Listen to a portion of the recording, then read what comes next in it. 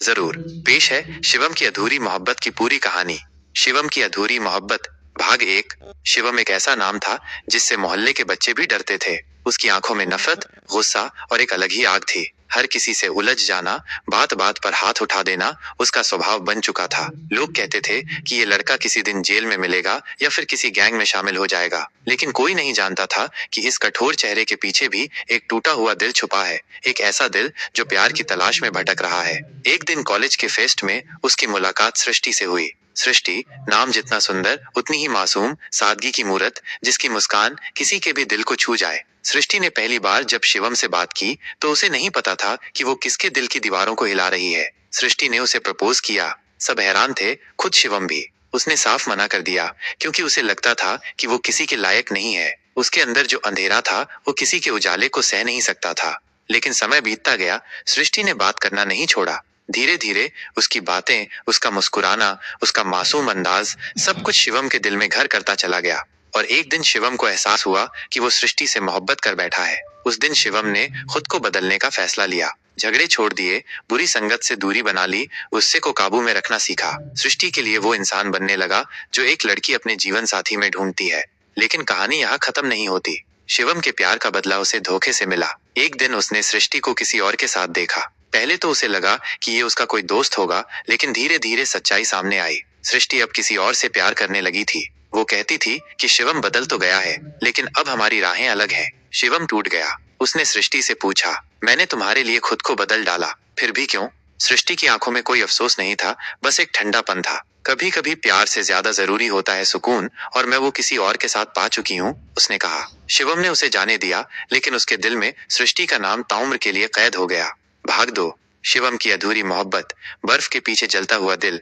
सुल्तानपुर की गलियों में अगर किसी का नाम दहशत से लिया जाता था तो वो था शिवम तिवारी। कॉलेज में पढ़ने वाला, लेकिन किताबों से नहीं, लड़ाइयों से चर्चित। दुश्मनों को अकेले ही सबक सिखा देता था। न पुलिस का डर, न कानून का मान। हर कोई कहता था इस लड़के का कोई भविष्य नहीं है, लेकिन शिवम के अंदर एक आग थी, प्यार पाने की, किसी को अपने दिल की सच्चाई सुनाने की। लेकिन ये आग उसके चेहरे की सख्ती और व्यवहार के कारण कोई देख ही नहीं पाता था। फिर एक दिन कॉलेज फेस्ट के दौरान सृष्टि उसकी जिंदगी में आई। हल्के नीले सूट में, कानों में झुमके और आंखों में अजनबी सी मासूमियत। सृष्टि एक ऐसी लड़की जो शिवम जैसे लड़कों से तो दूर रहती थी, लेकिन न जाने क्यों शिवम में उसे कुछ अलग दिखा। शायद उसकी आंखों में छुपा दर्द या उसके गुस्से के पीछे की खामोशी। सृष्टि ने कुछ दिनों में शिवम से दोस्ती कर ली। सब चौंक गए, एक संस्कारी शालीन लड़की और एक ऐसा लड़का जो बदनामियों में डूबा था। फिर एक दिन कॉलेज की छत पर खड़े होकर सृष्टि ने शिवम से कहा, मुझे तुमसे प्यार हो गया है शिवम। शिवम ठिठक गया, तू पागल हो गई है मुझसे, मैं तेरे लायक नहीं हूँ। पर सृष्टि मुस्कुरा दी, लायक बनने की बात नहीं है शिवम, प्यार तो हो गया है। शिवम ने मना कर दिया क्योंकि वो जानता था उसके हाथ खून से सने हैं, उसका अतीत काला है, वो उसे कभी खुश नहीं रख पाएगा। लेकिन फिर भी सृष्टि ने दोस्ती नहीं छोड़ी। वो उसके साथ बैठती, बातें करती, धीरे धीरे उसकी बंद दुनिया के दरवाजे खोलने लगी। तू हमेशा गुस्से में क्यों रहता है? क्योंकि दुनिया ने मुझे कभी प्यार नहीं दिया, शिवम कहता। धीरे धीरे वो दोस्ती मोहब्बत में बदलने लगी, शिवम की तरफ से भी। उसने पहली बार अपने गुस्से पर काबू पाया, पहली बार झगड़े से दूर रहा, पहली बार किसी को देखकर मुस्कुराया, सिर्फ सृष्टि के लिए। वो सुधरने लगा उसके लिए। हर कोई कहता, क्या करिश्मा है उस लड़की का जो शिवम जैसे लड़के को भी बदल दिया। लेकिन किसे पता था ये बदलाव हमेशा के लिए नहीं रहेगा। भाग 3। धोखे का जहर। शिवम अब पहले जैसा नहीं रहा था। अब वो सुबह जल्दी उठता, क्लास अटेंड करता, नोट्स बनाता, और सबसे बड़ी बात, अब वो मुस्कुराने लगा था। उसकी दुनिया में अब सिर्फ एक नाम था, सृष्टि। वो सृष्टि को रोज कॉलेज गेट पर छोड़ने आता, उसके लिए खाना लाता, उसकी पसंद की कविताएं पढ़ने लगा। गालिब से लेकर गुलजार तक उसने हर लफ्ज में सृष्टि को ढूंढा।